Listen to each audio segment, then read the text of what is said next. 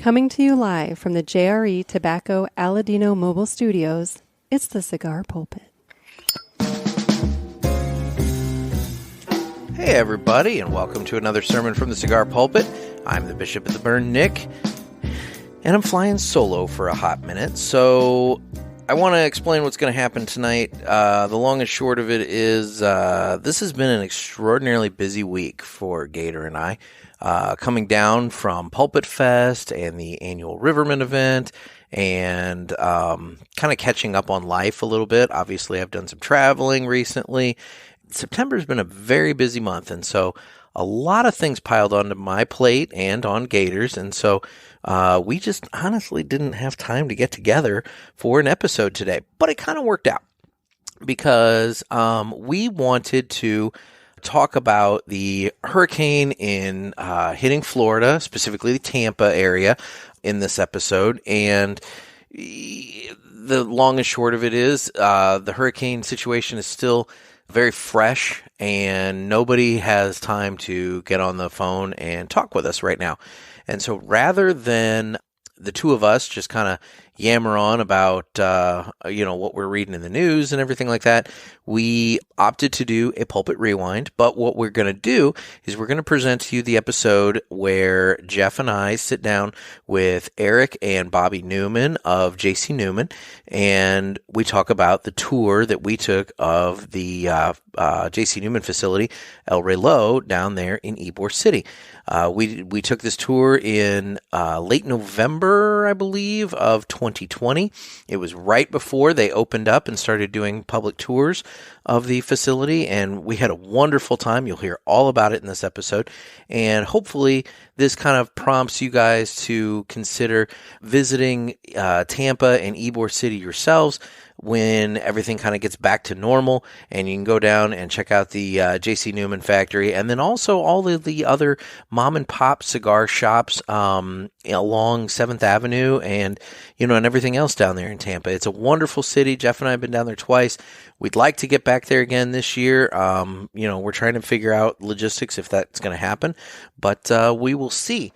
Anyway, I wanted to get into this, introduce the episode, and then also we do have a little bit of housekeeping to do. Obviously, we have some sponsors that have come along since this episode recorded, and I want to make sure that we touch on them. We have the United Cigars One Must Go.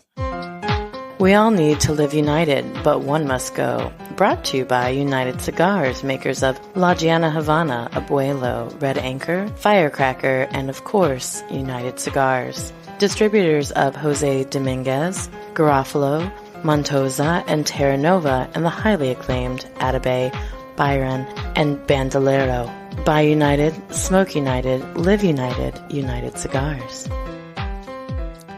And the one must go in this episode is Gator, because Gator didn't want to come over here and record an episode with me after I got off my shift at Riverman. He decided that was too late for him. And so the one must go this episode is Gator. The One Must Go segment was brought to you by United Cigars. United we smoke.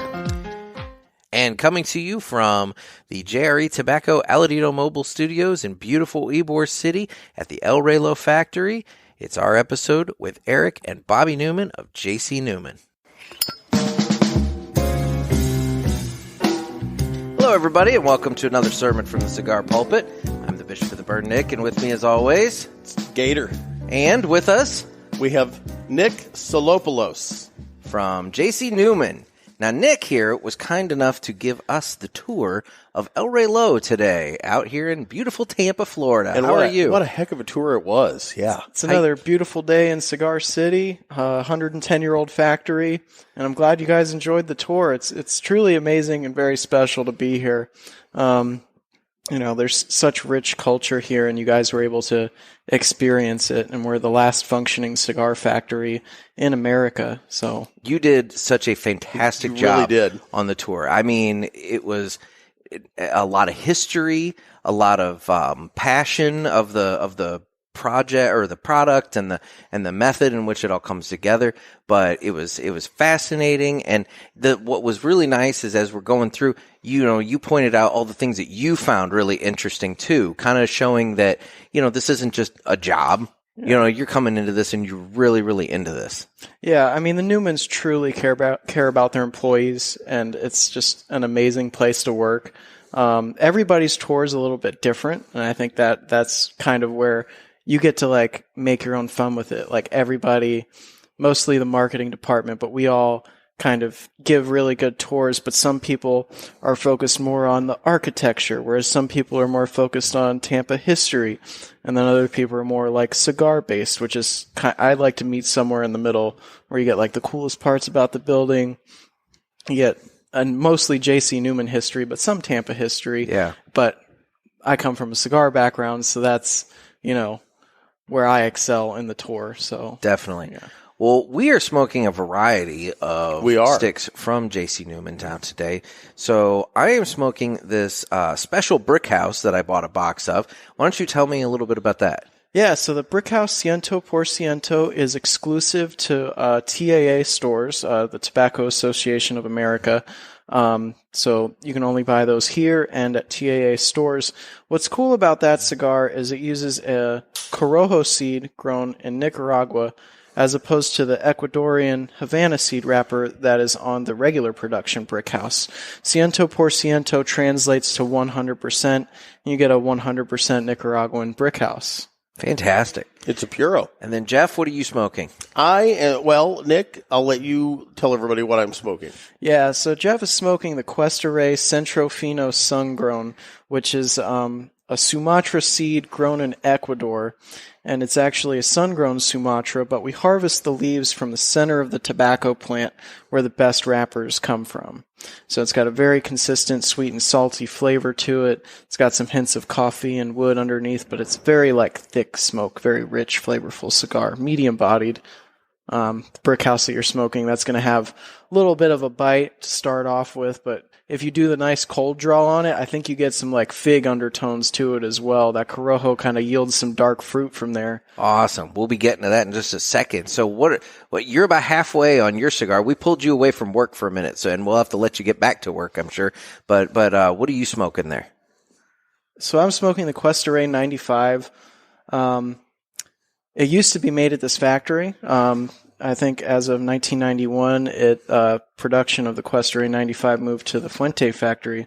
But this was Stanford Newman. This was his brainchild here. This was the flagship premium cigar after the Cuban embargo. It was the first cigar in the United States to ever use an African Cameroon wrapper. After the embargo, Stanford went to European tobacco auctions and found the Cameroon wrapper at the auctions and actually started using it on this cigar first.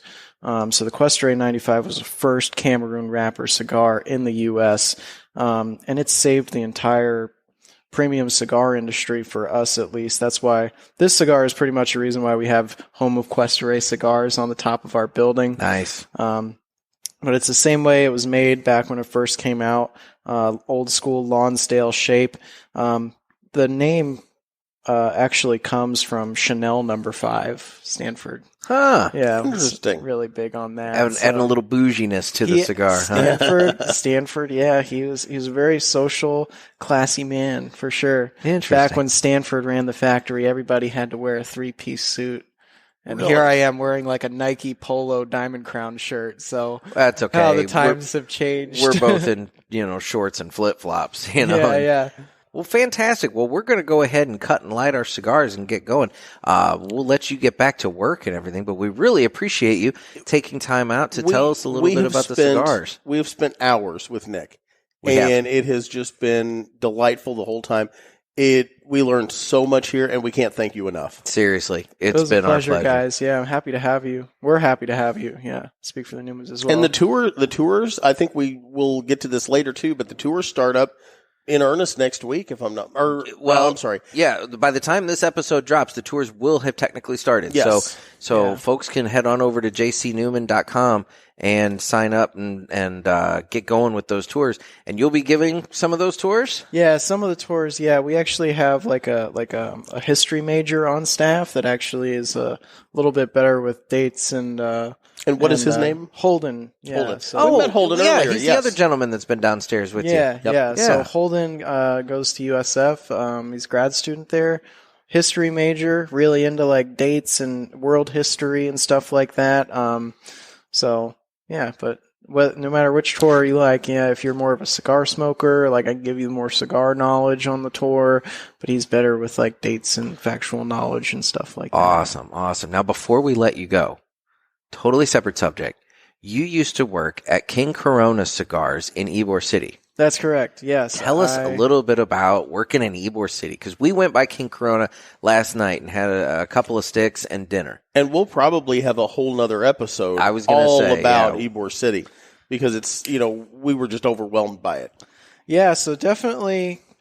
So I that's pretty much where I got my foot in the door in the cigar industry. Yeah, you have a lot of cigar knowledge. Yeah, I started working at King Corona part-time, and then I worked my way up to full-time, and then eventually the original owners retired, new owner took over, and I started doing all the ordering and running the store and dealing with all the reps and stuff like that, and yeah, I just kind of like furthered my knowledge there, but I was pretty much like the nighttime. I worked at night as well as like did all the ordering for the store and stuff, and Ybor City at night sometimes it's pretty dicey down there. So I will say I sold a lot of acid cigars after midnight. Yeah. Well, it was funny. We were there and it was really calm and we were having a good time. And we had been to, at that point, I guess it was our third cigar shop. Yeah. And we started noticing the streets started getting a little louder. And about 10 o'clock when a little more lively. When the place we were at, and I'm blanking on the name right now, when they shut down, right at 10 o'clock, we kind of scooted out. And it was a significantly different street at 10 than when we had gotten to that place, probably about 8:45 or so. Yeah. And imagine without the pandemic, how crazy it would be. We were told it was college night, and Jeff was like, well, college girls? Wait, what? So, but yeah. Yeah, we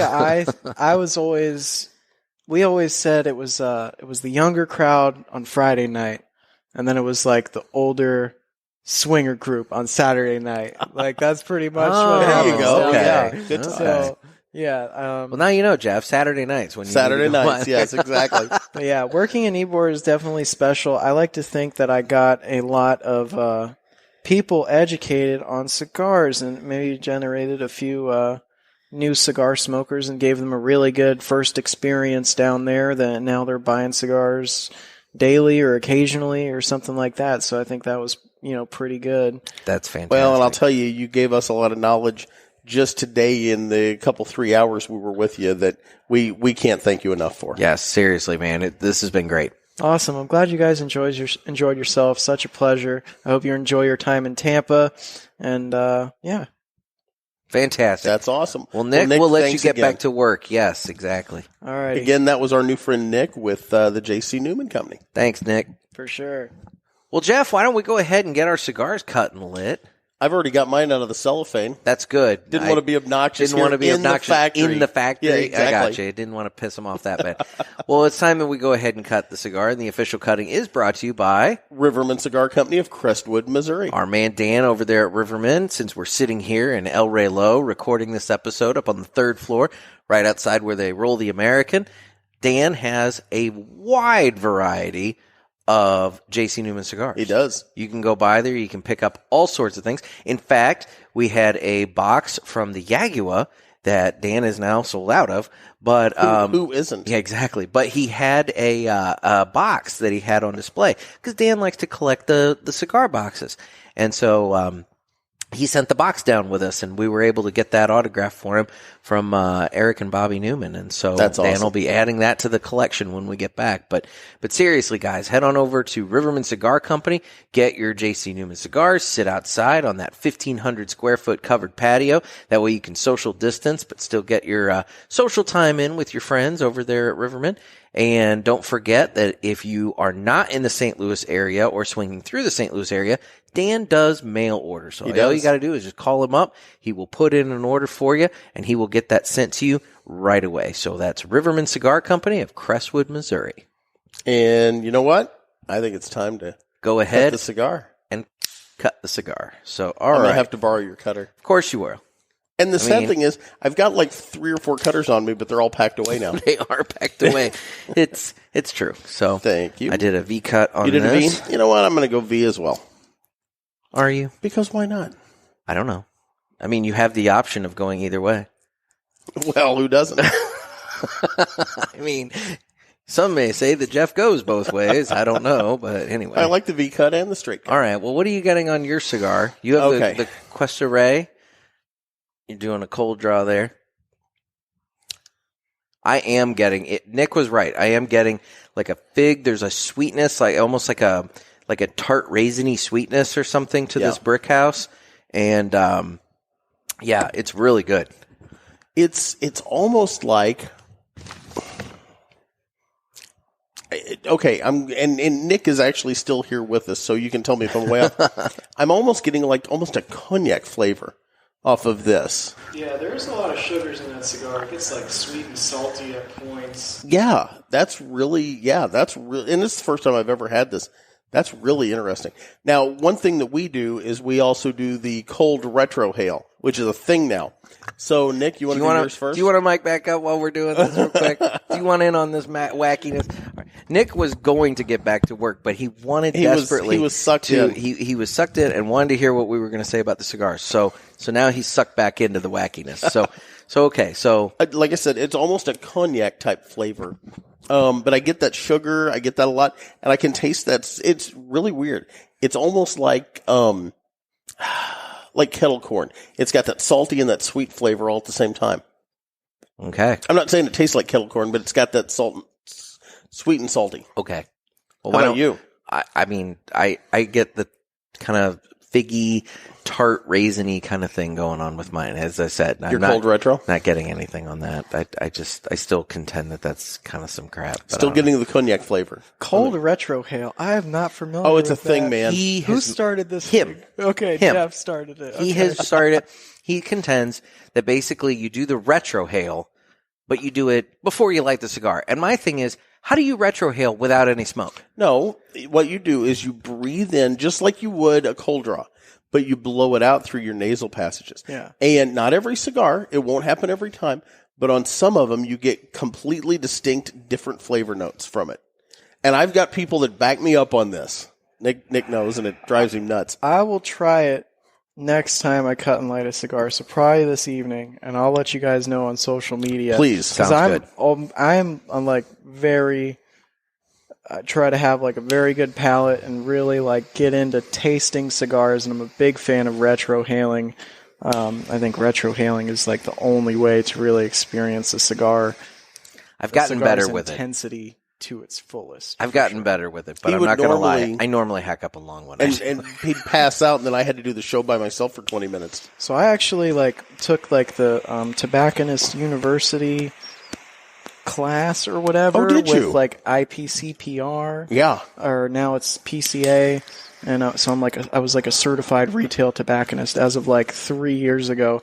And how I learned to do it is through their curriculum. They described it as half of the motion of swallowing. So if you do the first motion of swallowing and open up that little thing back there, I think it's called retronasal olfaction or something like that. Really long, probably made up word, but the cigar word. But it works. It does Hey, work. as long as it works. Interesting. Well, I have lit my cigar.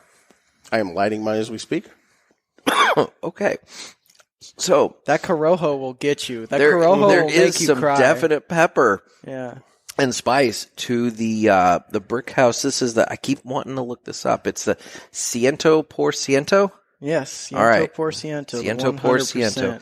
And there is definitely some spice to the retrohale on this thing. And there's a little bit, it's tingling on the tongue too. It's hanging on the tongue, just kind of not oppressive, but it just kind of is there and kind of dancing. It's letting me know that I'm smoking something with some balls. Now, Yeah. Nick, I'm glad you're still with us because I can't pronounce this cigar, and I'm going to be locked up on it. It's Cuesta Rey. Cuesta. You're on Rey. a quest.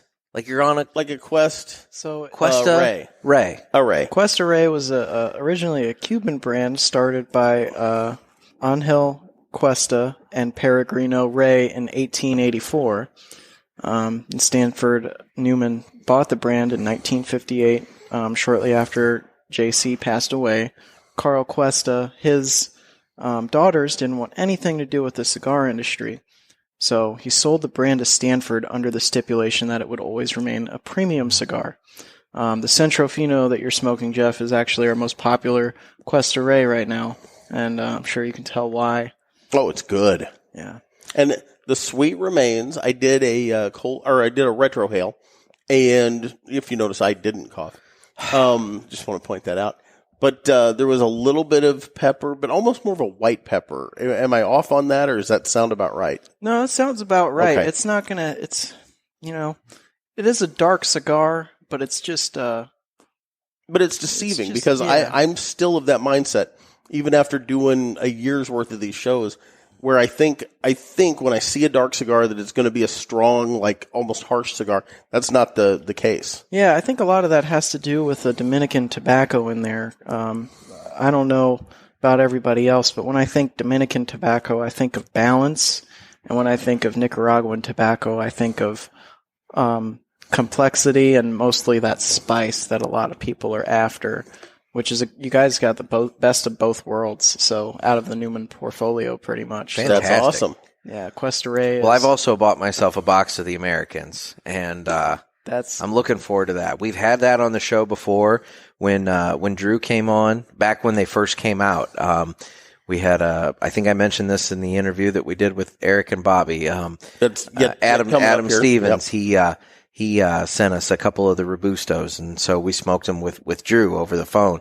And I mean, they were amazing, but I haven't had one since because, St. Louis area, we don't have anybody that carries them. So that's why I was like, I'm buying some of these. I don't care what I have to do. Exactly. I'm buying some of these.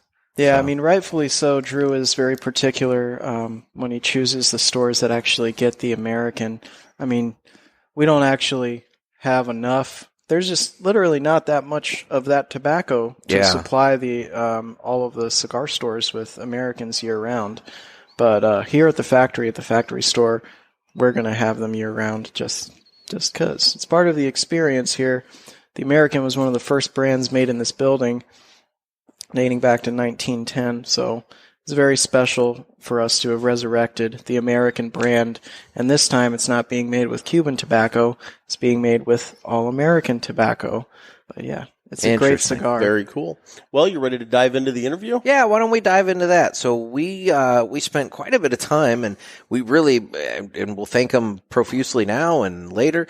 We want to thank Eric and Bobby Newman and everybody here. Well, but they are very busy guys, and they gave us quite a bit of their time this afternoon to sit down and talk about their brand, their history, the factory renovations, the tours, and everything like that, and then some of the charitable special charitable causes that they're involved with.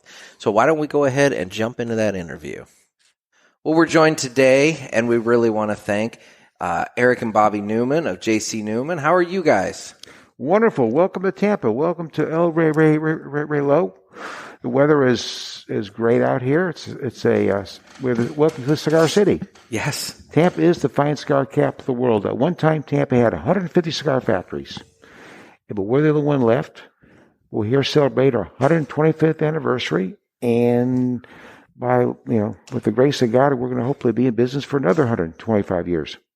So, and welcome to the home of the Tampa Bay Lightning, which is the Stanley Cup winner in 2020. And when you come back during hockey season, you will come join us. We have what we think is the only cigar lounge in an NHL hockey rink, where the Amalie, where the Tampa Bay Lightning play. So we have a Diamond Crown Cigar Lounge there. Wow. It holds about 25 people. There's a bar right like on the other side of the window.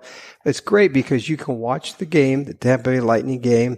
You can eat and you can drink your favorite and enjoy your favorite beverage while you smoke a Diamond Crown or an Arturo Fuente cigar. That's fantastic. There. Now, we have something in common with you there because we're from the St. Louis area. Right. And so we're the 2019 Stanley Cup champions. Boy, I tell you, that's what I'm saying. It changes the culture of a city. I've seen it. We've seen it happen. We've been sponsored of the Lightning since about 10 years now.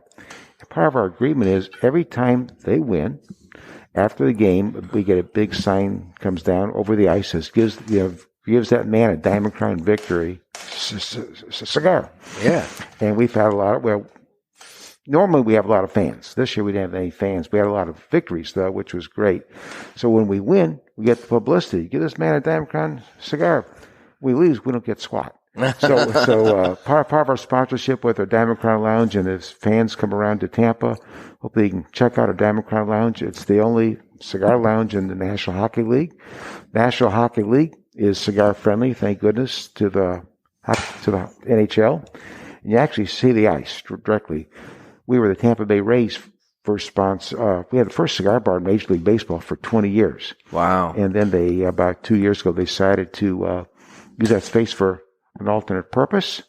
But we rescued our Quest Ray Cigar Bar awning, which you saw in our museum, hopefully today. Yes. And we have remnants of our Quest Ray Cigar Bar. So we're no longer with baseball. We are with the Tampa Bay Lightning in the National Hockey League, and we're pleased to be there. That's awesome. Wait, so the Lightning has the, give that winner a cigar. Is that what is the slogan again? Give that man a victory cigar. When they have the 3 stars of the game, the 2 stars of the game at the end, they don't get I don't think they smoke them yet, but that was just we get the promotional whenever we win.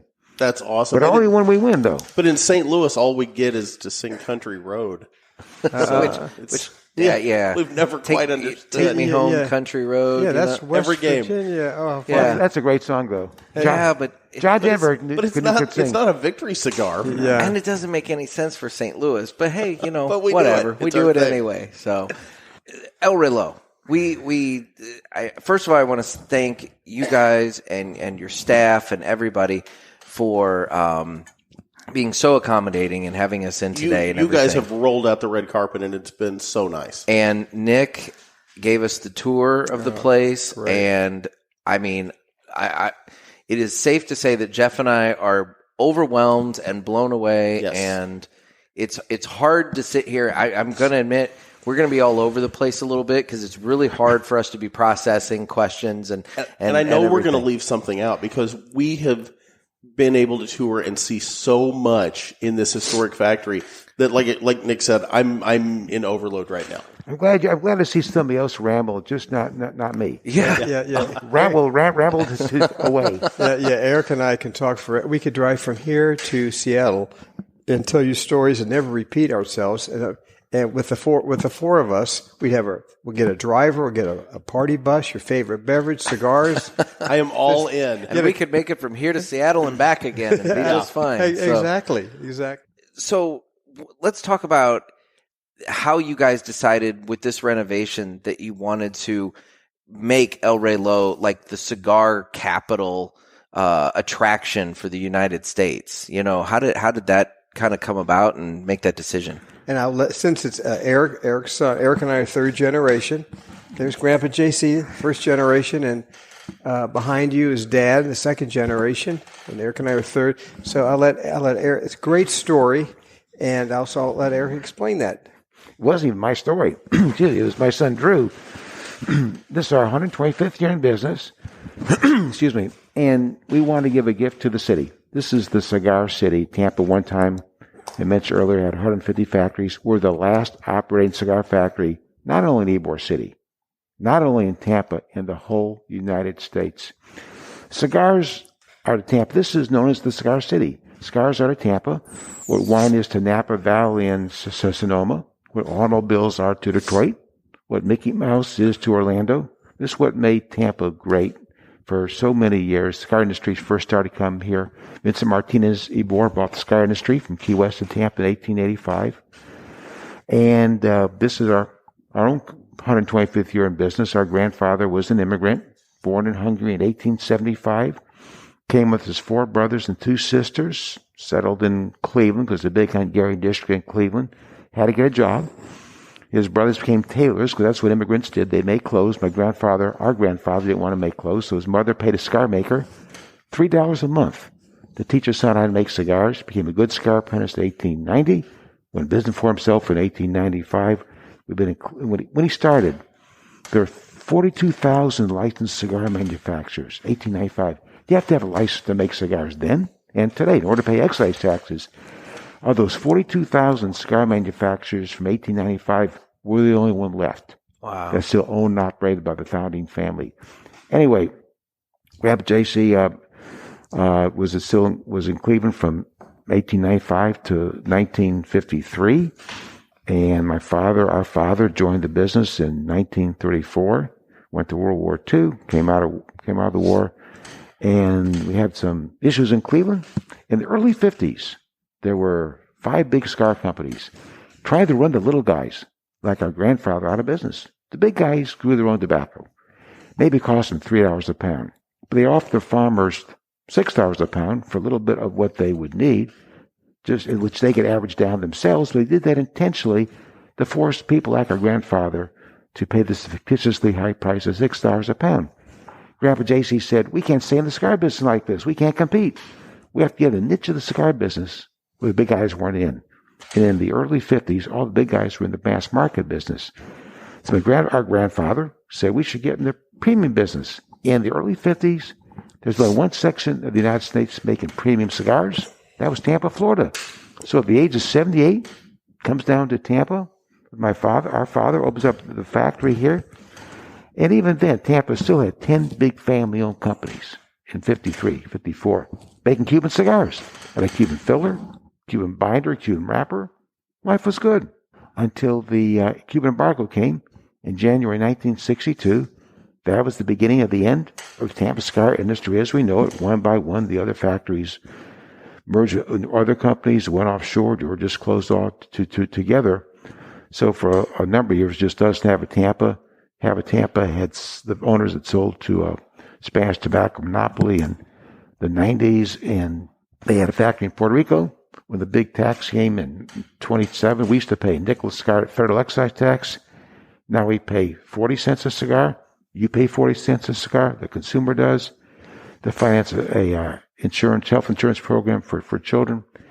So anyway, so they closed. So we're the only one left. This is our 125th year in business. Our son wanted to showcase our factory in celebration of our 125th anniversary.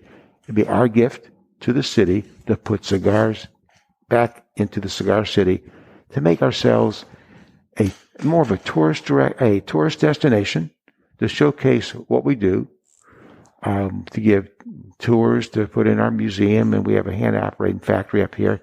Basically, we have our basic factory. We're making cigars, antique cigar machines that our grandfather brought in the 1930s.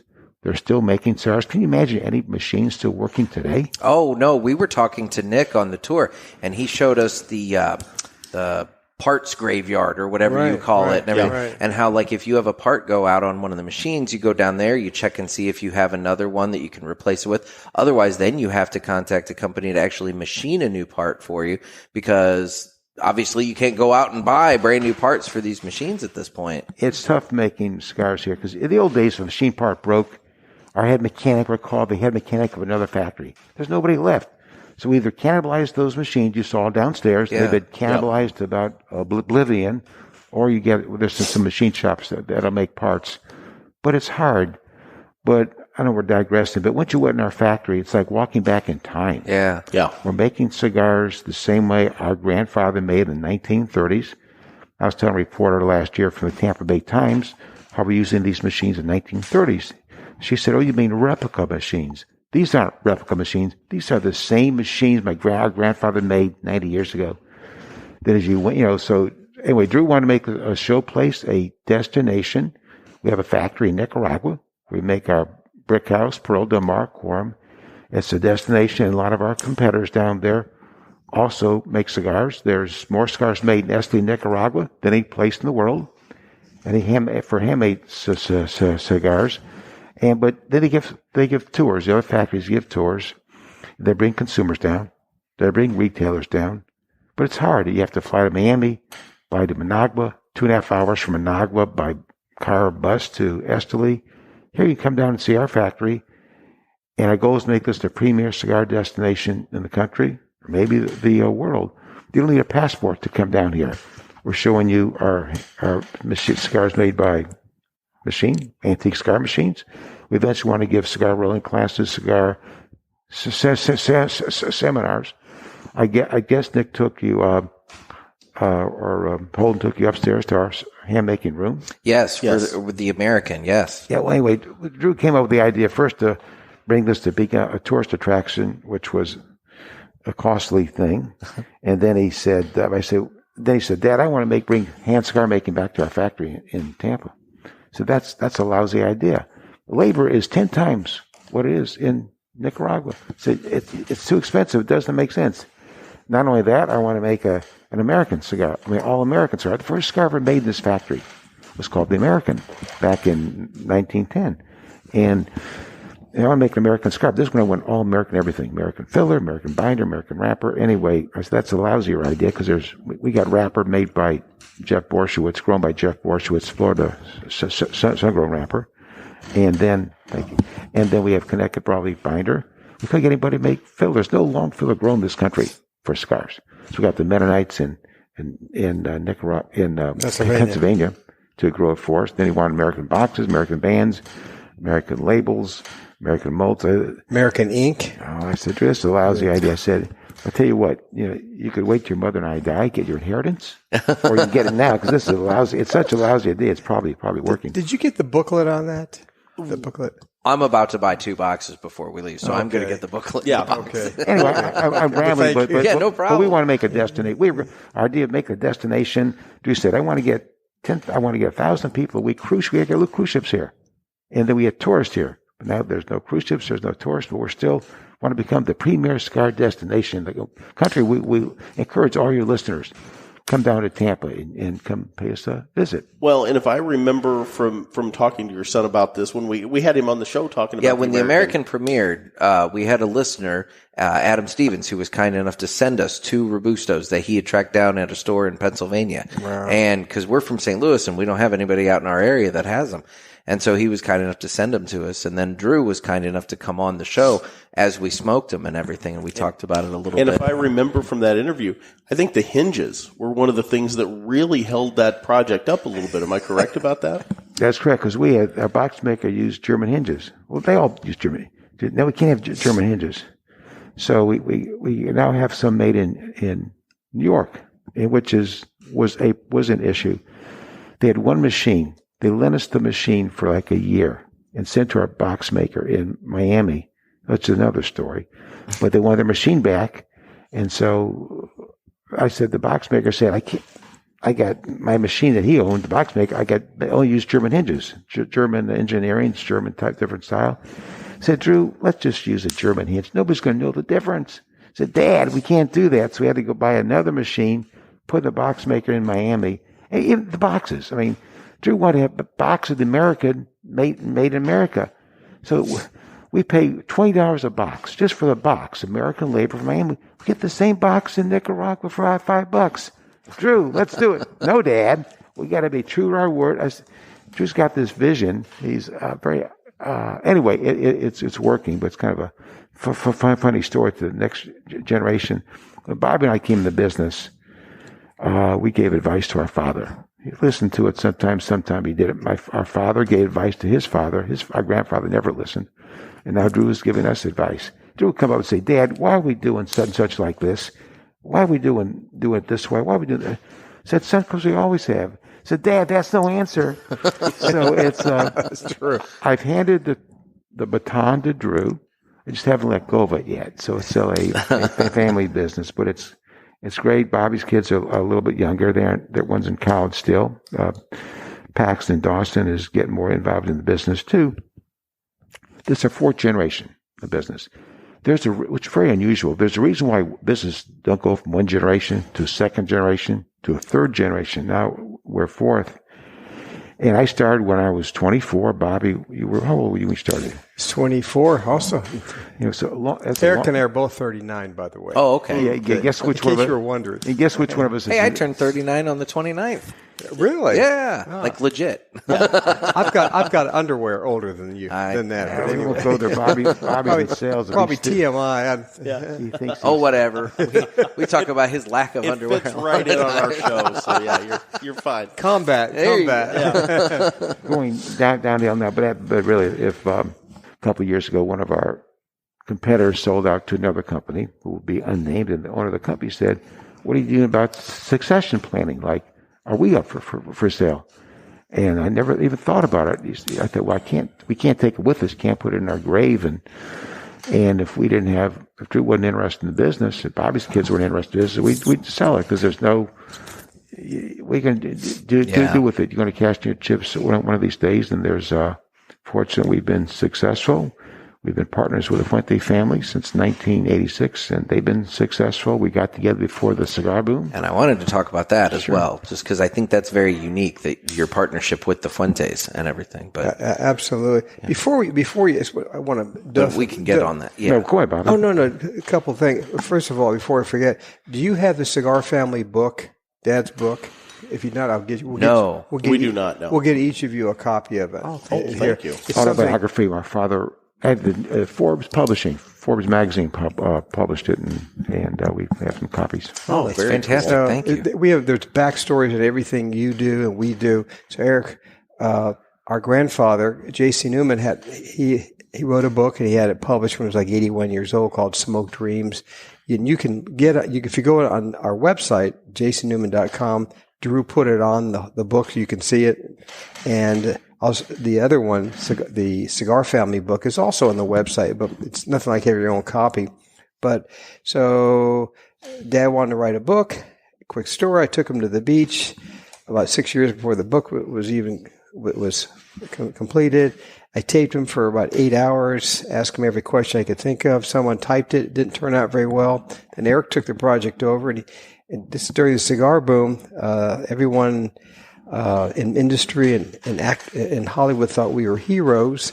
So Eric was at an event in New York, and it was Steve Forbes' brother from Forbes magazine. Eric, can tell you if I'm correct in this way. I've been telling the story.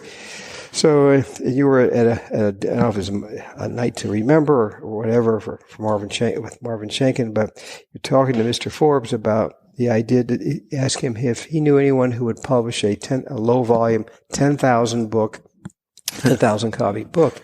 And Mr. Forbes and all the proceeds of the book will go back to our foundation, Cigar Family Charitable Foundation. And Mr. Forbes said, we'll do it. And Eric said, I didn't know you had a book publishing. We thought you were only magazine publishing. He said, no, we have a publishing company. And if you put in writing that all the proceeds will go to Cigar Family, he said, Forbes, will put in every Barnes & Noble and every Borders in America. And they put that book in there. Thousands of stores. It didn't sell, but he was good to his word. So we ended up giving copies, obviously, to every one of our tobacconists in the United States and around the world. And we still have some. We have some copies left, so you'll love it. Something you put on your coffee table, full of pictures, is dedicated. Dad dedicated, of course, to his family, but also to the Carlos Fuente family. And since you were talking about that, one other thing about Drew's vision about opening the factory to the public. We have one of the finest airports in the world. All airports are dead right now, but we put two huge signs as you come in. Southwest has 40% of the business. American Airlines has like 25% of the business. So when you come in, it says, "Welcome to Cigar City. Please visit." We actually took a picture with that sign when we flew in yesterday. So, wonderful. I'm sure that both people at the airport appreciated it. There were more there than I expected, but fewer than I'm used to. That's for sure. Oh, yeah. And then what Eric left off too is and this was Eric's his schematics, if you will. We wanted to turn the El Reloj into like the Bourbon Trail in Kentucky. There's millions of people going through there. Then the last thing I wanted to say, when you come back during hockey season, and which we don't know when it's going to start, unfortunately, because of the COVID, but as you walk into the Diamond Crown Cigar Lounge, there's a big sign, a beautiful frame picture, and it's an advertisement. It says from the 1930s, Tampa, fine cigar capital of the world, over 500 million cigars manufactured annually. And so this was, like Eric was saying, this was the Napa Valley of the wine industry when we got here. Well, and that comes through on this tour, is that you guys have really worked hard to make this the crown jewel of the area and show it off. But then what's also cool is that in the front area you have obviously the shop, Right. but you also feature cigars from other little boutique Ybor City locations in your shop there as well. It was, and I tell you, it's a testament to the way Drew was raised, because he's an only child, a wonderful mother and father. Thank you. He's always big about being sharing. This was his idea. Say, hey, all those guys on 7th Avenue, let's include them. Let's share their part. Ybor City. We wanted them. They're in the tourist area of Ybor City. We wanted to let them know that we were not there with our factory store to compete with them. We wanted to help them. Yeah. So we wanted to showcase their products. So that's why their products are in with our products. No, I think it's fantastic. I do too. Well, thank you. One more quick 30-second story. Yeah. Our father used to tell the story. You probably never heard of this. Most people have not. That his father, Grandpa J.C., used to say, remember the story of shirt sleeves to shirt sleeves. In 3 generations. 3 generations. What that means is, it is true. First generation that comes to America from the old country, they're very poor. Usually don't speak English. They come here with nothing but their shirt on their back, and with their families or by themselves. And only they land in the United States, in Ellis Island or Baltimore, and they see people, wealthy people. And only wealthy people at the time could afford long sleeves, like what we're all wearing. So, because of the extra cloth.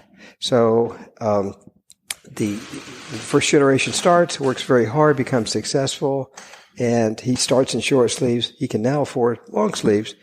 Second generation sees how hard the father worked and mother, putting everything, whatever, if it's making widgets or cigars or whatever. Third generation never saw how hard the first generation worked, didn't get appreciation for their father or mother. So they take over the business. Third generation, they go chapter 11 or chapter 7, bankrupt. They lose everything, and they can only afford short sleeves. Bobby, you know what generation we are? Yeah, we're third generation. Yes, so we're supposed to go bankrupt, right? From your story. You still got long sleeves, so we're good there. We're good. Yes. Here, I'll show you real quick. That's the picture that we took at the airport. So just so you know, we weren't blowing smoke. So now, I have a quick question for you. So the name of the factory, the nickname for the factory, whatever you want to call it, El Rentlow. You had a great story about that. Very low? Yes, and how that came to be. Well, couple things. When the factory was built, that story. The factory was built in 1910. People didn't have clocks or watches, so they put a clock tower in. The Regensburg family built this. It was iconic. When they didn't have clocks or watches, but this became known for all over the community, that it rang once on the hour, and then we didn't have watches, so you get up at the hourly sound of the clock, eat, go to school, and go to bed. Most factories built in Tampa at that time had nicknames. This was El Reloj, the clock factory. In fact, if you ask any old timer, older than Bobby and I are, that you're going here today, you told me you're going to El Reloj, they know exactly where you're going, because that was the name. This clock was really famous back in the days. One cute story about the clock, about El Reloj. At 9:15 every morning was known as the wishing hour. People would line up in the street. So we've been told, if you want to wish away your problems, you had issues with health, financial, personal, whatever, at 9:15, when you have a clock, where you have the 9-hand and 3-hand, you come out on the street and you put your arms like this at 9:15. Oh, okay. You wish your problems away. 9:16, it was over. The wishing moment was over. You had 1 minute to do it. Get all your wishes and problems that minute. Every day, they did it. That's one of the lores of El Reloj, the clock factory. Very cool. Fascinating. Yeah, that was a story you shared with us off the podcast, and I wanted to make sure we got that included. In fact, in that museum you saw there, that is the only weight-driven clock in Florida. There's no motors. And that was the way the clock was the original. Everything that you see there's original. That's the way the clock was built in 1910. And we had it repaired about 20 years ago, and it's still working. We actually, on the tour, got to see the pendulum. Downstairs. Down in Yes. the basement. That's very cool. Yeah, my joke is that Edgar Allan Poe had Edgar Allan Poe. He on your tour you went to the pit. Yep. Because his famous poem was the pit and the pendulum. So you saw the pendulum. We were there. In the pit. In the pit. So. Yeah. The pendulum's actually in the pit. It is. There you go. Actually, it's not running today because we have scaffolding up, and we're fixing up our clock tower by putting new mortar in within the bricks. And as soon as that's repaired, that comes down. Then we'll get our clock guy over here and start up again. That's awesome. Very neat. And how many clock faces are there throughout the building? Well, there's on that tower. Yes. There's four. Four there. Tower. And the story is, and it's a true story, we have a lot of hurricanes in Florida. If you came here last week, you might have run into one. Mm-hmm. Exactly. And every time there's a clock face from 1910, it blow up a clock face. It blow off a clock face. And we renovated the clock back in 2001. We only had one clock face left from the original 1910 clock. And so we put aluminum clock faces. But the only original clock face left for the 1910 clock is in our museum.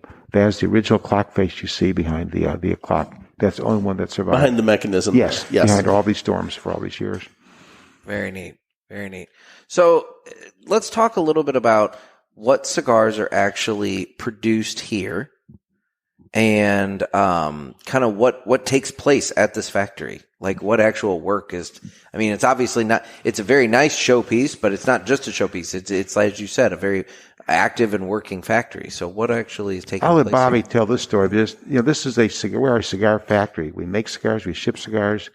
We are not in the museum business. We're not in the entertainment business. We're not in the tour business, but Drew wanted to do it. So it's, people come here. It's not like you go into a Busch Gardens or somewhere just going to take a tour or a museum or attraction. This is how we make our living, making, selling cigars. We just put this museum on top of it. And so it is pretty interesting that you're seeing a really working operation. One time we made 250,000 cigars a day here during the 80s. We started in the 1970s. Then the marketplace changed in late 70s, early 80s. All of a sudden, imported products started to become popular. People wanted imported everything: imported cars, imported clothes, imported shoes, imported cigars. We're getting competition from low-wage countries: Nicaragua, Honduras, Dominican Republic. We can actually buy cigars cheaper, made by hand, than we can make them in our factory here. So we got a lot of competition here. So business really got difficult. This is like in the early 80s, and our production kept on going down and down. And our dad died in 2006, but he wanted to make a low-price bundle of cigars that sell everywhere. He's 90 years old. I said, Dad, let's do. We were only running 5 machines back then. Didn't have much business here. He said, I want to name the cigar. Sure, Dad. Do whatever you want. He said, I want to name it Factory Throwouts. I said, Dad, that's the worst god-awful name for a cigar. Nobody's going to buy it. But I want to name it that way. I said, okay, Dad. You can do whatever. Anyway, we started in 90, I guess when he died in 2006, we started that in 95, I think, and 2005 with one size and expanded. And we make about 65,000 cigars a day, Factory Throwouts. And there's only 2 cigars in this world. Regardless who you ever talk to, there's only 2 cigars that are made by cigar manufacturers today. Those that sell and those that don't. Yep. And Factory Throwouts we sell a lot of them. That's our main seller. We also have Rigoletto Blackjacks, Trader Jacks. That's our old machine-made cigars. And we talk a tour. It's like walking back in time, walking to a time capsule. You came here 100 years ago.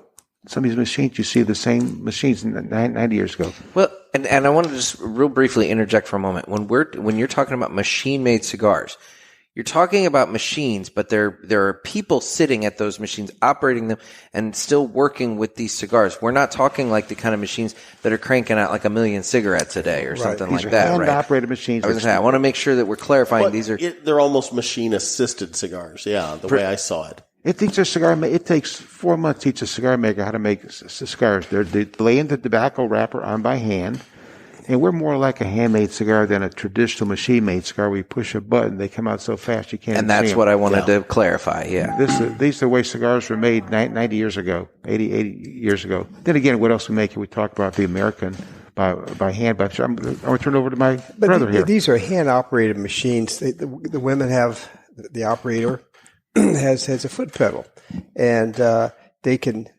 speed up the production or slow it down. But it's a process has to be done with a mechanic. And you see, if you go up there, every one of the machines has a person's name on it, and that's the mechanic responsible for it. Every day, one of those machines or more will break. Something happens. They're from 1931 to 1934. American Machine, correct me if I'm wrong, AMF, when we were all little, we're young, we're older than you are, but you go to the bowling alley, and right above the pins, it said AMF. That stood for American Machine and Foundry. They're the largest manufacturer of bowling. In fact, they invented the bowling alley machine. Everyone knows. My mother and my father goes to the bowling alley, and they had bowling pin setters. Pin setters. Imagine that. okay. But Think about these machines here. It takes a lot of skill to make a cigar. Kind of interesting story. In 2012, we had a Republican National Convention in Tampa. We had our factory open up every night till 2 a.m. Oh wow. To showcase the local delegations. We had Pennsylvania delegation, Texas, Florida here. We've been fighting the FDA since 2011. We're still doing it today, trying to explain to them that we are making premium cigars in this factory, even though they're made on a machine. And we put senators, governors, congressmen on cigar machines so they can realize that this takes a lot of skill to make a cigar. It takes a lot of skill to hit a golf ball. It looks easy. It takes a lot of skill to hit a tennis ball. It looks easy. This is not easy to make a cigar. We put one guy on, a guy named Tapiri, Congressman Tapiri from Marion, Ohio. He said, this looks easy. So we put him on a cigar machine. We wanted to see how much skill it takes. We set him down. He took a leaf and laid it on the die, as you probably saw upstairs. Bobby there's a brake up there, a switch, so Bobby undid the brake. The machine rotated 180 degrees, and Bobby put the switch back down. It stopped. He took the next leaf. They put on the die, stretched it out. Bobby undid the switch, rotated 180 degrees. Bobby stopped the machine again. The guy took off the old leaf, put the new leaf on. And the congressman said, this looks pretty easy. What's the big deal? He tell you all the skill. Bobby said, I'll show you. I undid the switch. Machine turns 180 degrees. This time, Bobby doesn't stop it. So the guy takes the next leaf. By the time he gets the left on, the machine's already going 180 degrees. Mm-hmm. If you ever watch Lucy and Ethel, the candy factory, and it's just going everywhere. That's what it looked like. And the guy said, "Okay, I get it. It takes a lot of skill to make cigars on these hand-operated machines." So that's then we make that in the American handmade cigars too. When you ask me, what do we make here? It was really impressive watching. Yeah, it was. What was her name? Maria? Maria's up there. Was she the lady who won the costume, contest. the Halloween contest? Oh, was she in this packing department? No, that was a different one. We had one lady dressed as a nun, right? Well, she dressed up as the cigar. Oh, that's right, Marie. Yeah, Marie. Questere was our main brand here. Yes. She dressed up. She looked more like the Questere lady than the Questere lady in the label. That was cool. Marie. But we saw her operating the machine Yeah. and making cigars and everything. It looks easy, doesn't it? It looks easy, but I could tell just by talking with Nick and he's showing how this is all working that there's no way I'm messing around with that. Well, and I was looking at it, like the intricacy of how the cap is placed. And, it was just so impressive to watch. What do you say? How many moving parts are in one of those machines? 10,000. It's just incredible. Yeah. These machines were invented around 1900-ish, Eric? No, I think the first machine came in 1919.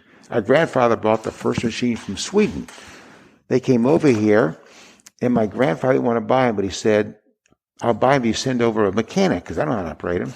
So he sent over a mechanic, and during Christmas time, he had some sick relatives in New York.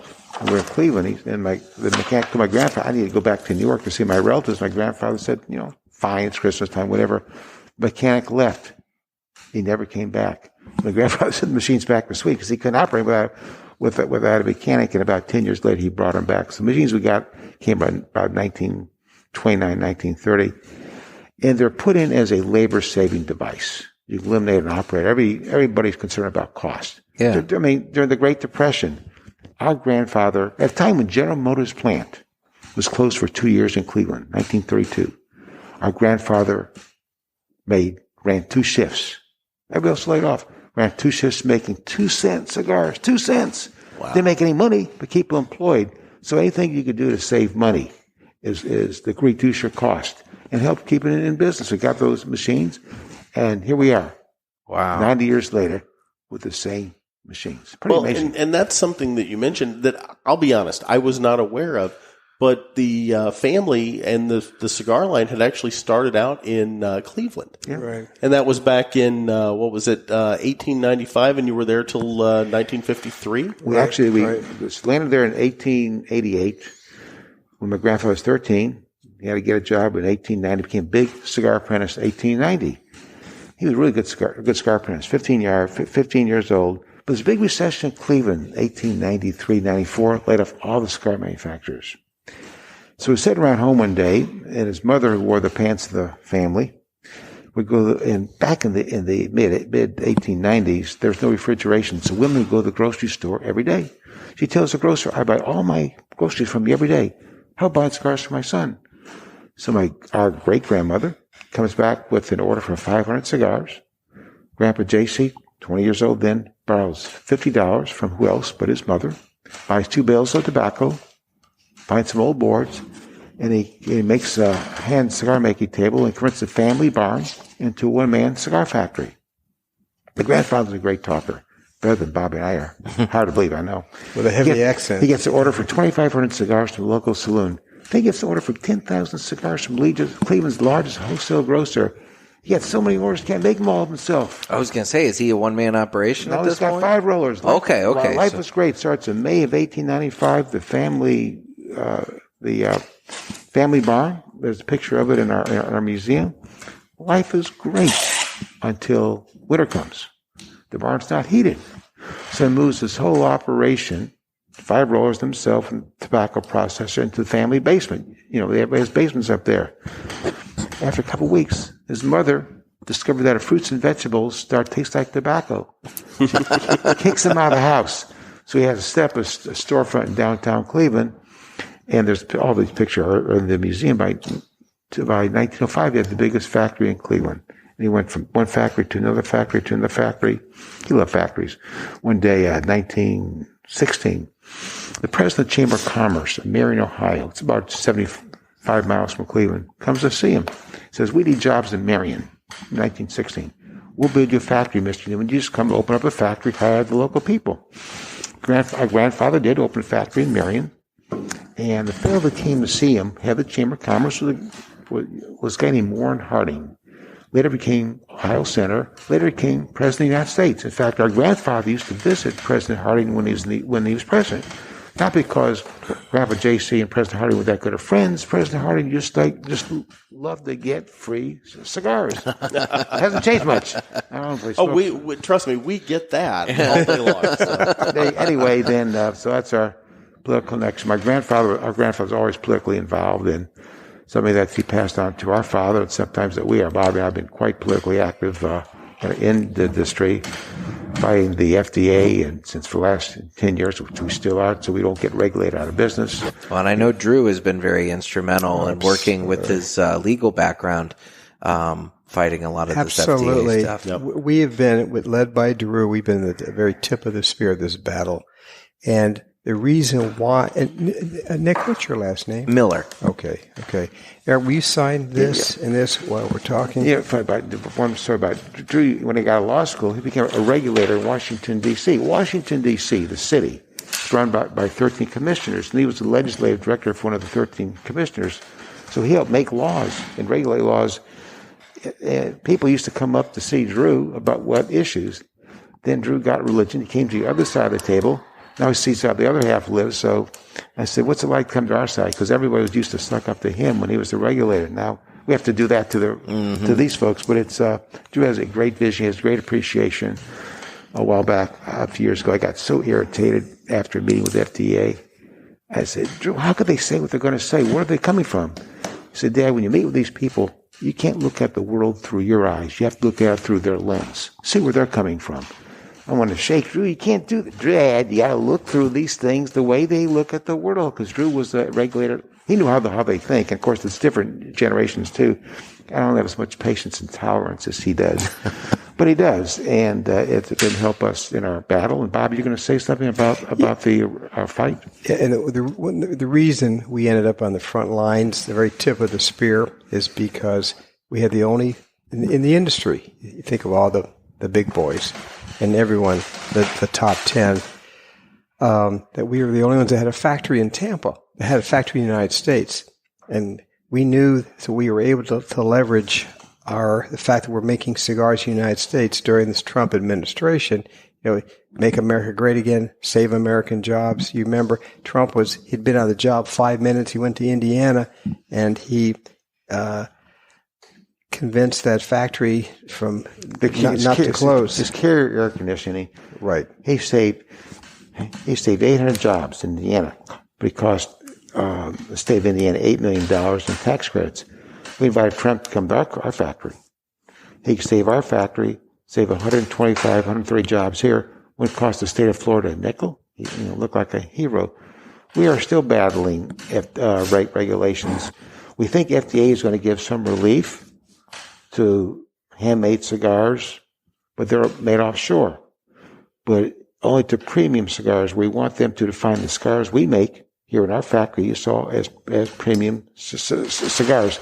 We aren't sure that's going to happen. If they don't, they're going to be in a position of saving the people who work. We have 800 people work for us in Nicaragua, saving the Nicaraguan jobs, Dominican jobs. But why would you want to save the importer, the Nicaraguan worker, the Dominican worker, and screw the American worker? So we've been trying to push, save America first jobs. But that's a political fight that we're still fighting. Nick, a few minutes ago, you talked about machine-made cigars.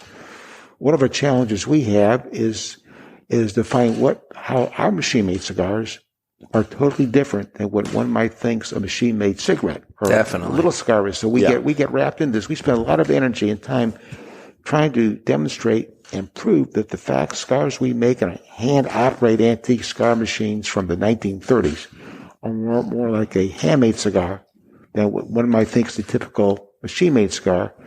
But in Washington, sometimes they make a one-size-fits-all. They think machine-made cigars are machine-made cigars, but we're trying to get them, the current battles, to have them define us as a premium cigar, the way we make cigars there. We aren't there yet.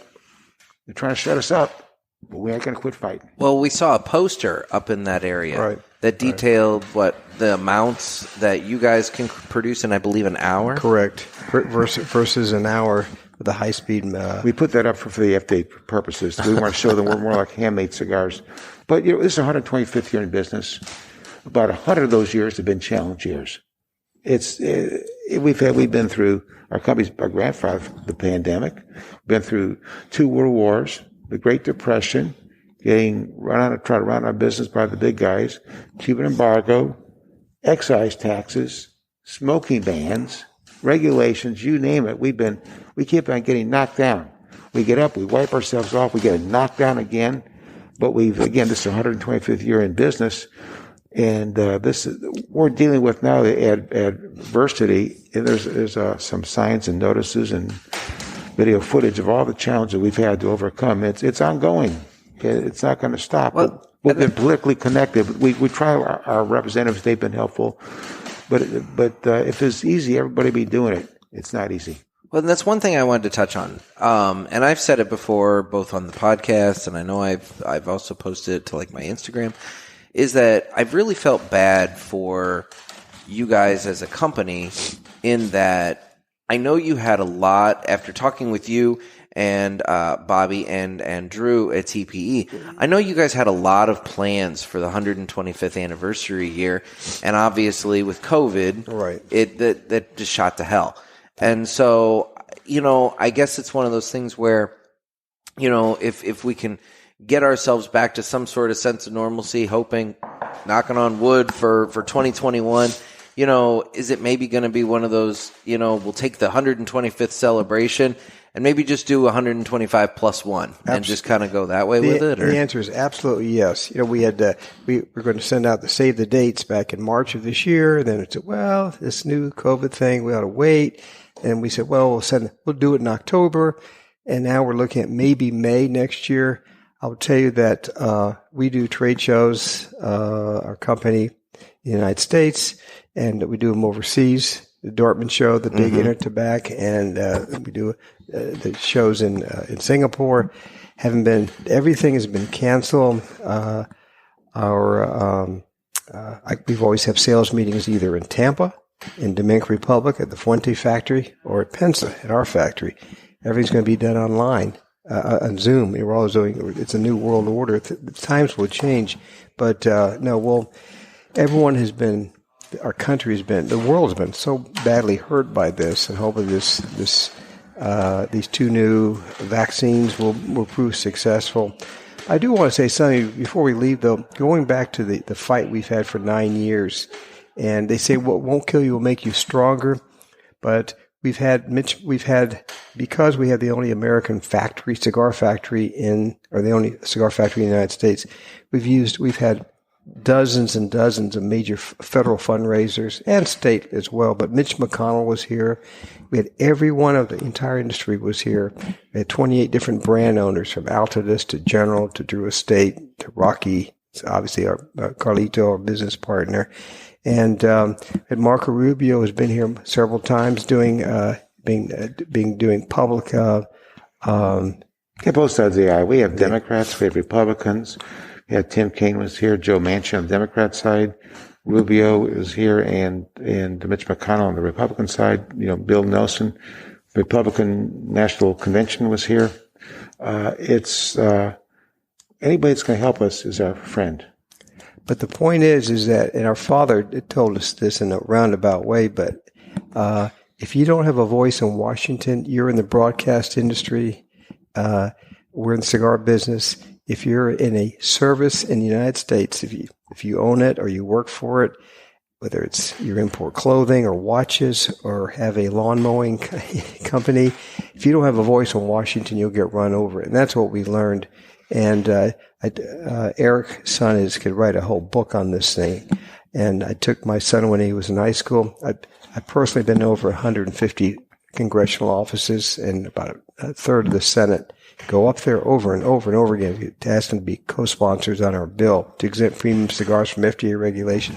Took my son, Dawson, when he was a senior in high school, said, look, son, if you want to come in business, you're going to have to do what your grandfather and what Uncle Eric and I do. You have to be a regular up here and tell the story, and you got to develop relationships with these men and women. And so he walked the halls with me, and then that summer he became an intern for our U.S. Congresswoman Kathy Castor, who's been hugely supportive. So we've learned this has been a 9-year nightmare ever since SCHIP. But we've learned a great deal, and I'll tell you, I never speak for the Fuente family, but I'll speak for Eric and Drew and my children, that we will fight this the rest of our life and be active and tell the story to the FDA. One of the greatest things happened in our fight, and I think you know this, that and Drew found this in January 2017, the most prestigious medical journal in all of the United States, the New England Journal of Medicine, they came out with some studies that the FDA had done, and the FDA concluded that youth do not smoke premium cigars, meaning at the time it was under 18, now it has to be under 21, of course. And the second thing, the CDC, unless you're sleeping under a rock, everyone has heard of the Center for Disease Control in Atlanta, and they concluded that the average American cigar smoker smokes 1.7 premium cigars a month, and it would not affect mortality. So we took this to the Dr. Scott Gottlieb, who was the commissioner at the time, FDA, and met with him and so forth. So you have to, whatever industry, you have to fight for yourself, whatever it is. There's the old adage that if you aren't at the table, you'll be on Washington. on the menu. So we'd rather be at the table than on the menu.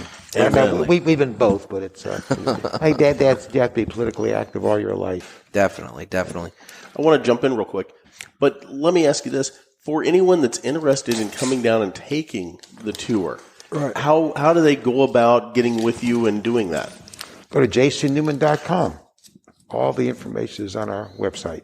And guys, from what Nick and I have seen today, you want to come take this tour. Yes. It is very, very cool. If you enjoy premium cigars and the process, the method, and the history, you have got to add this to your bucket list. This was just an amazing experience. We're in overload still. Yeah.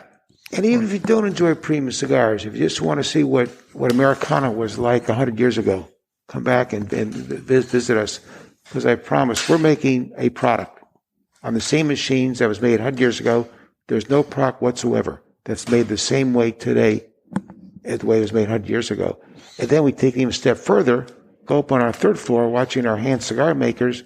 We're making cigar makers make cigars by hand with agricultural product the same way. Yes. My grandfather made them 125 years ago. There's no product, I promise you, whatsoever that's made the same way today. That's made as a business, and as it was back in the 1890s. But so it's worth the trip, and we're glad to share it with people. We're proud of what we've accomplished. We're just caretakers here. We're doing it to remind people and remind our politicians that Tampa is the fine cigar capital of the world. Well, absolutely. And speaking of things that you guys should be proud of, let's talk a little bit. I want to make sure we touch on the Cigar Family Charitable Foundation. Can you tell us about how that came about and some of the good works you guys have done? Because that was a really touching and inspiring part of the museum and the tour. We've been partners with the Fuente family since 1986. Around 1999, Carlito and I were riding around Chateau de la Fuente, and we saw some kids playing in the street. And I said, why aren't they in school? He says, well, there's not enough classrooms. Everyone's on double sessions. There's shortage of schools, of classrooms in the Dominican Republic. And we just came through a cigar boom. We were very fortunate and blessed, and we said, we ought to do something for people in the Dominican Republic. We need to thank them for growing the best tobacco, for making the best cigars in the world. So we came with the idea, let's build a wing on the local school. We went a little further. We saw some girls carrying jugs of water on their shoulders. I said, Carla, what are they doing? He said, you don't believe it, but they don't have no water in their huts, their homes, and they have to walk as much as 2 miles to the river to bring water back to their homes. And even then, the water's still not fit to drink. We should do something for them. So we came up with the idea to build the wing on a school, provide clean water. And then Carlito ran into a fellow who's head of the largest humanitarian organization in the Dominican Republic with our vision, the water, the school. And he says, you don't want to build a wing on a school. You want to build your own school. So with a lot of effort, he and I founded the Cigar Family Charitable Foundation. We bought 29 acres in one of the poorest areas of the Dominican Republic. We collected money. We became a public foundation. And we started our foundation. And, from the beginning, we were the funders. And you know how most charities you give money to, but they have so much money goes to overhead for fundraising, for advertising, whatever. We came with the idea early on, said, there's a problem with starting foundations in the United States is that people don't know where the money's going. So why don't both families agreed that we'll cover all the overhead of anything running the operation, for lawyers and advertising and fundraisers. So if anybody gives us $1 for a project, $1 will actually go to the school. So we started underwriting all the overhead of the foundation, which we've done for 20 years now. But our school opened up in 2004, September 6th, great day. We were first of all, we were pre-K through 8th grade. Great day. We had 800 people there at the opening ceremonies. We had the politicians, the media, the parents. Everybody loved us. Great day, Cigar Family history. About 5 months later, Carlito calls me and says, we have a problem at our school. I says, we can't have a problem at our school. Everybody loves us. So the problem is a bunch of the 8th grade girls got a hold of him and said, we love our school, but the closest high school It was an hour away walking. We needed to build high school. I said, Carlito, we have no money to build high school. He said, yeah, but we have to build high school. So Carlito and I co-signed a loan for $1 million at the Bank of Tampa and built high school.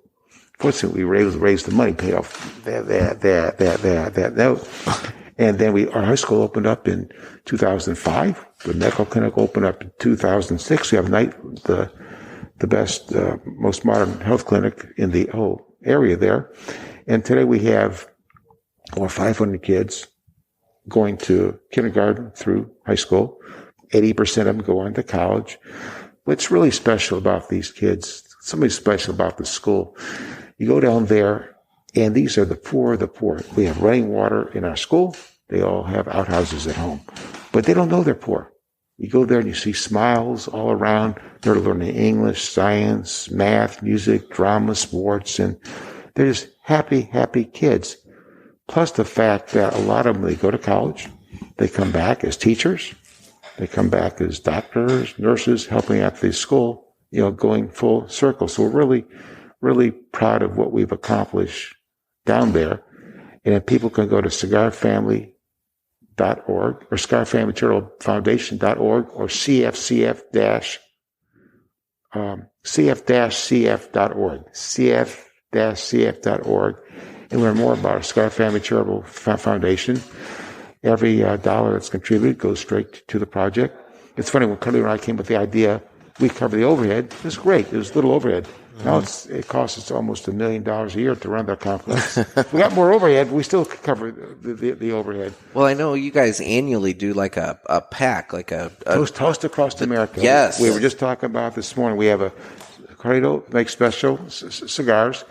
He donates his cigar, his special Opus X cigar. He charged us for our Diamond Crown cigar. It's the shape of a Fuente Opus X shark. And we put 2 cigars in a pack. We sell them to the retailers for $50. And to the credit for our retailers, they sell to the consumer $50. We get all $50 back. We send it to our project. And it's one of our big fundraisers called Toast Across America. And we're just getting to the marketplace now. Fantastic. Yeah, very cool. Now, there's one other project in addition to that is www.cf-cf.org, and that's for the Cigar Family Charitable Foundation. There's another project. A labor of love for my brother. I was going to say, I think this is more Bobby's project. Deal, so Bobby, you have to give him a time limit because he could speak for the next 5 hours. This is something that I'll be honest, I hold kind of dear, and when this came up, I was very intrigued by it. But you have a group, I guess it's Southeastern Guide Dogs, Correct. and Right. and can I've been a hunter all of my life, and I was raised around beagles and German short hairs, and Right. the pointers, of all different types. And I mean, it's one of those things where, I've been around labs, and, would you have labs here Right. in the factory, which Right. I just absolutely adore that you have your dogs here with you in the business offices. But it's one of those things where I'd like you to tell people what this is about and what you're doing. All right. Thank you. As an older father, when we had children, they wanted to get a dog. And we saw Frasier. Remember the show Frasier? Yeah. Yes. I told my wife, that's a perfect dog. It will have no smell. It's a little one. It was a Jack Russell Terrier. So we had one. It was a disaster. It lasted 1 week, and it cornered the cats, and they all went in the bathroom, and they all tracked it like the movie Babe. It's Babe. when the duck turns, or the pig turns the paint over and the duck tracks it, that's what happened. So anyway, we made this was in 1999, 2000. We made another worse error. My wife bought a dog from these puppy mills they used to have in every mall in America. Oh yeah. And it was a Cocker Spaniel, and it bit both kids and me. We couldn't housebreak it. Lo and behold, my mother calls us at the end of this is over 20 years ago. Our mother, Elaine Newman, was a director of public relations for a local department store chain called Moss Brothers, owned by Allied Department Store. And she saw one of her old buddies that had a black lab drinking water out of a silver goblet on the designer salon at Saks Fifth Avenue. and it had a coat that said Southeastern Guide Dogs. My mother called me. She said, "Why don't you go?" And no one ever heard of Southeastern Guide Dogs 20 years ago. She said, "Why don't you go down there and see if they have any flunkies?" That's what we call them career change dogs. Yeah. So I went down there. They saw a sucker. They gave us a Goldador, half a golden retriever, and half a lab that had been trained as a guide dog. They put me on the board, and we've never looked back. I've always had a personal fascination with. I loved most little boys and most little girls love animals. And my mother used to take my brother and me, when Eric was 4 years old, we used to go, Eric had severe eye challenges, and we'd go to the only ophthalmologist in Tampa, downtown Tampa, and this was in the 50s, no air conditioning, no appointments. We were there all day. And I remember seeing my first seeing eye dog, a German Shepherd. I always was interested, so fast forward, through my mother, we were able to adopt this dog. I felt such an obligation to give back. This was the year 2000. They put me on the board. Fast forward to 2004. Everything is fine. We have $1 million budget. Well, I should say after 9/11, America changed again. And I got a call in 2005, that one of our customers from Central Cigar Company had been hit by a roadside bomb and been severely injured or wounded. And the next weekend, there's a whole story on the front page of the St. Pete Times. This young man, 25 years old, Corporal Michael Jernigan, was the first American serviceman to lose both eyes in the global war on terror. Took his whole forehead off and the eyes. If it had been Vietnam, he would have died. He was riding in a Humvee, and he was in a machine gun turret or above. The Humvee rolled over two captured 155 millimeter howitzer shells. It killed the driver and blew Michael Jernigan out of the Humvee, and severely wounded another person. So he called his mother. We brought him down to Southeastern Guide Dogs when he came back to St. Petersburg.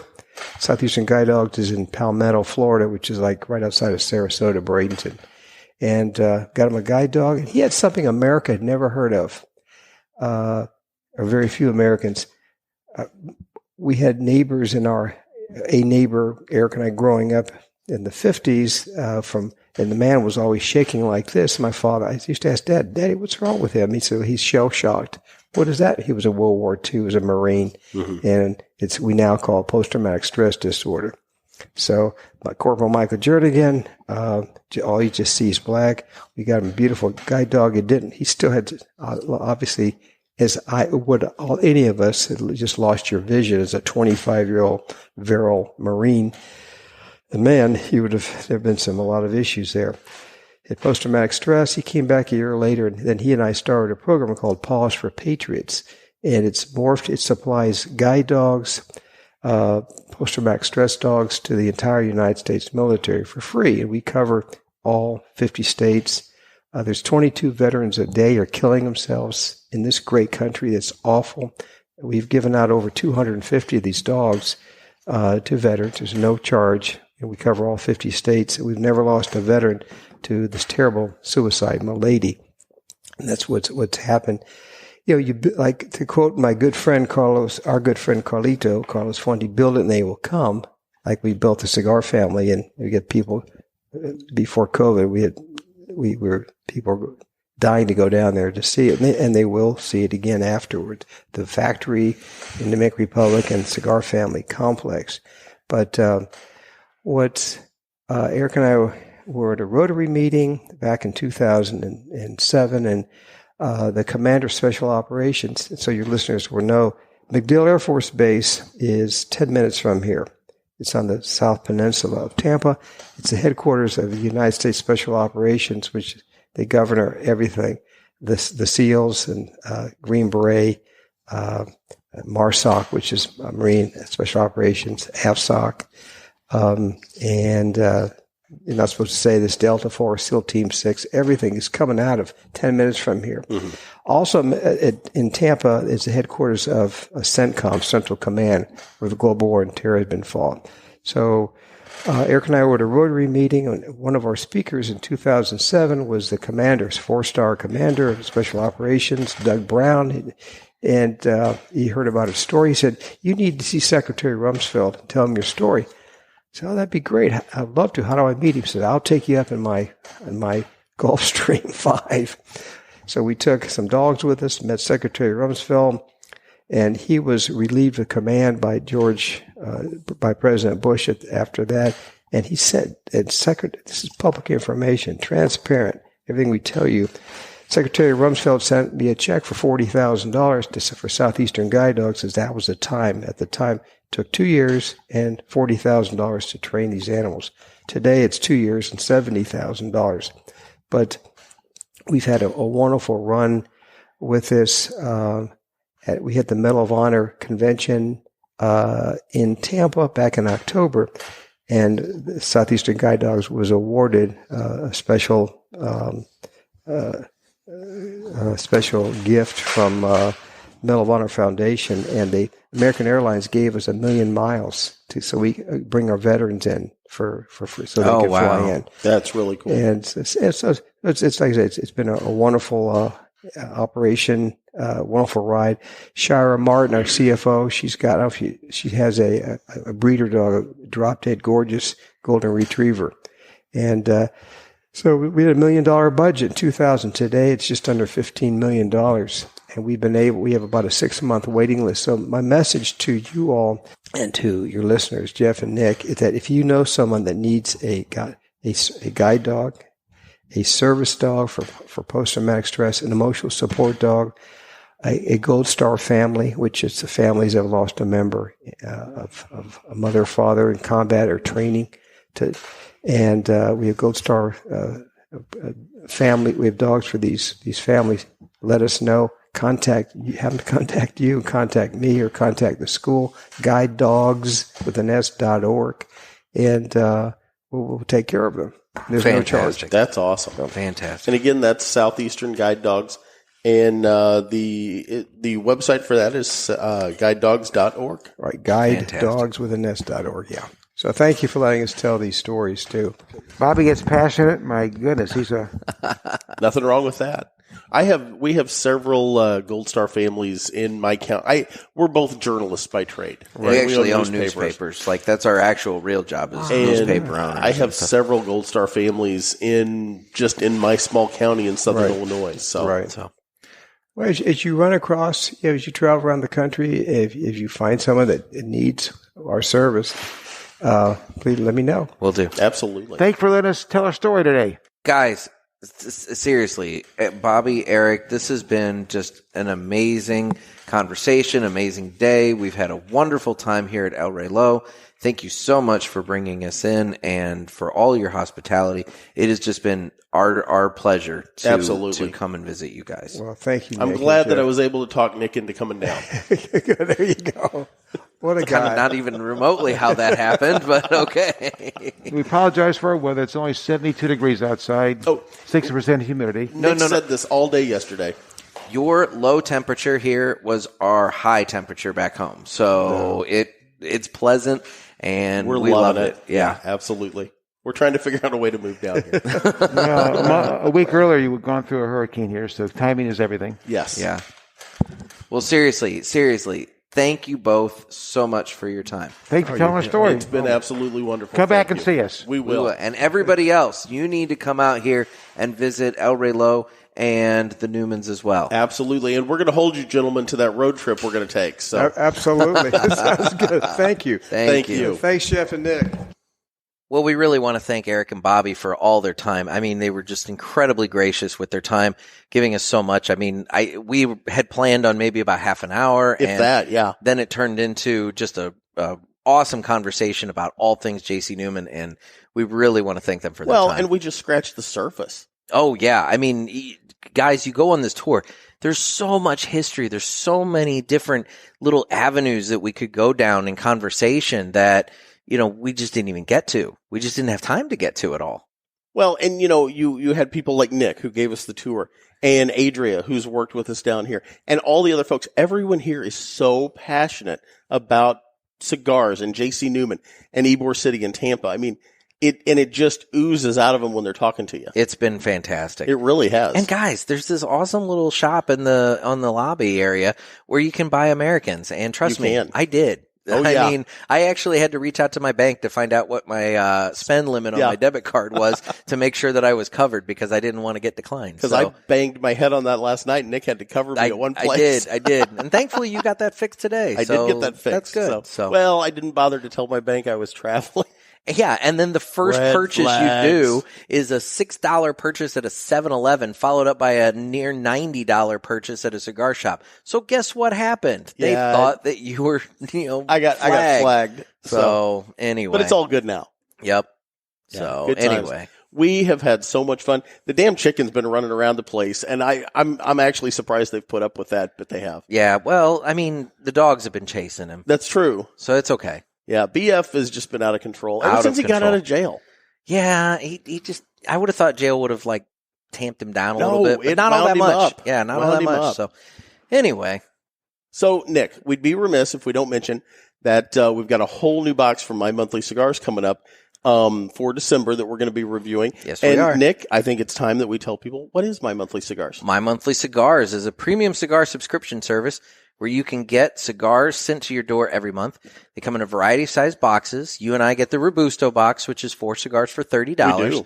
They also have the El Presidente box, which is 8 cigars for $50. Perfect for hoarding. 2 of everything that's in the Robusto box. So it's good for sharing with friends and family. And, you can sit around, smoke the same cigar and talk about it. Or just keep them all to yourself like I do. Jeff just hoards them. So anyway, and both the Robusto and El Presidente box are covered by the MSRP guarantee, which states that the value of the cigars in the box is guaranteed to meet or exceed the price of the box. So you're saving money. Nick, what offer code should they use? You need to use offer code PULPIT. PULPIT. That gets you free shipping on the first box as well as 20% off any of the items in Nick's online store because he not only has cigars that have been in previous boxes, but also other cigars and accessories. You know the one he's got that I really like? What's that? That Ave Maria.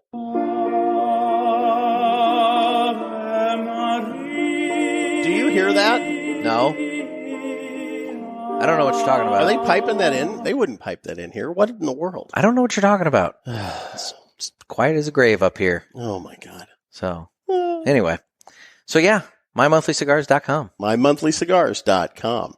So, Nick? Yes? This has been a blast. I've had a lot of fun today. I know, right? Yeah. Like, I'm on overload right now. And, guys, you can see all of our pictures from the day over on our social media. You can. And we have a ton of pictures. Yes. Jeff has been taking lots and lots of pictures. I have. So you need to head on over to almost annoyingly so, haven't I? A little bit. Yeah, a little bit. So head on over to Instagram at The Cigar Pulpit or at Naked Gator, NEKKID Gator. That's my page. We're also on Facebook, Twitter, YouTube. You can always reach out to us through cigarpulpit.com and make sure you get your questions to us for the Ask the Boys segment by calling the Ask the Boys hotline at area code 863-874-0000. MySpace is still down, but do we have MeWe and Parler yet? Or those? I have a MeWe page, but do I don't. Have a MeWe? I do, but I don't really put anything on it. It's under Nick Miller. And as we discussed earlier, the WeWe page is a whole different thing. We don't. Yeah, WeWe's not something you and I are into. That's the NAMBLA thing. So we're not into that. So anyway,